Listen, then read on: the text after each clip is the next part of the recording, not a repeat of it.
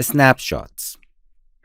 For accessing the snapshots, you can go to the window, and from here snapshots, and this window will be open in this page beside history.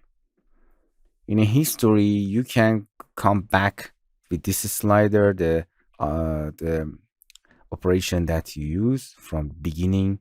I use all of this operation from beginning to the end. You can with Control Z, it's actually.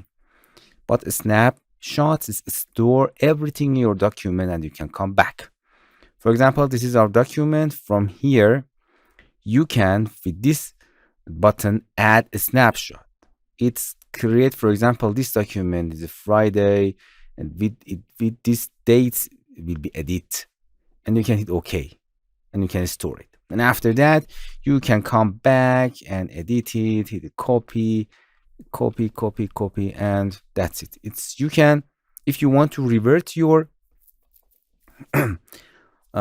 stored snapshot, you can select it, and from here you can restore it. Everything will be restored on your document. Or you can change it, and if you like, you can create a new snapshot. Make sure that this is our newest snapshot here. You can double click from click it and restore it, or select it or restore this document. So it's very simple. You can restore everything, every change in your document, store it here and select it and restore it again. Or if you don't want, you can delete it.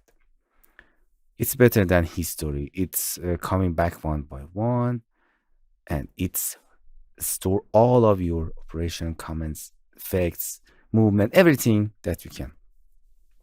And you can come back anytime that you want. And these snapshots are just for one document. Don't forget that.